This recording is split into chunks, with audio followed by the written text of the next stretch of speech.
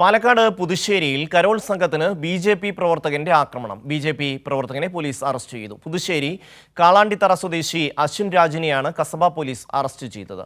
കരോളിന് ഉപയോഗിച്ചിരുന്ന ബാൻഡിൽ CPIM എന്ന് എഴുതിയിരുന്നത് ചോദ്യം ചെയ്തായിരുന്നു ആക്രമണം. സച്ചിൻ വള്ളിക്കാട് ചേരുകയാണ്. സച്ചിൻ, പാലക്കാട്ടെ സംഘപരിവാർ അതിൻ്റെ നിലവിട്ട് ഉള്ള പ്രവൃത്തികളിലേക്ക് നിരന്തരമായി കടക്കുകയാണ്. ഇപ്പോൾ കരോൾ സംഘത്തിന് നേരെ ആക്രമണം. വിശദാംശങ്ങൾ.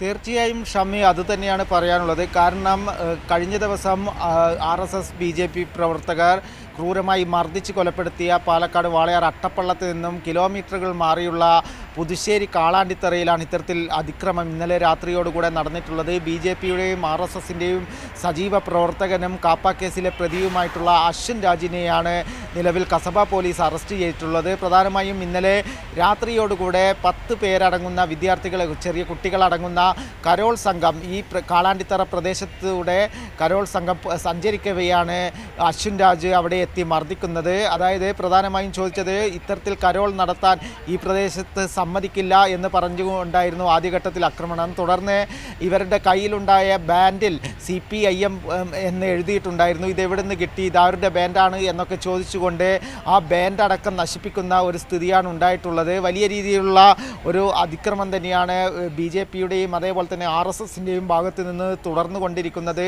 വലിയ രീതിയിലുള്ള വിദ്വേഷത്തിൻ്റെ വീണ്ടും ഒരു പര്യായമായി പാലക്കാട്ടെ പുതുശ്ശേരിയിലെ ഈ കരോൾ സംഘത്തിന് നേരെയുള്ള അതിക്രമവും മാറിയിരിക്കുകയാണ്. ചെറിയ കുട്ടികൾ അടക്കമുള്ള 10 പേരടങ്ങുന്ന സംഘത്തെയാണ് ക്രൂരമായ രീതിയിൽ അശ്വിൻ രാജ് മർദ്ദിച്ചത്. നിരവധി കാപ്പ കേസുകളിൽ പ്രതിയാണ് അശ്വിൻ രാജ്. സജീവമായ RSS പ്രവർത്തകൻ കൂടിയാണ്. നിലവിൽ കസബ പോലീസ് അറസ്റ്റ് ചെയ്ത് ഇന്നലെ രാത്രിയോടുകൂടെ തന്നെ അശ്വിൻ രാജിനെ അറസ്റ്റ് ചെയ്തിട്ടുണ്ട്.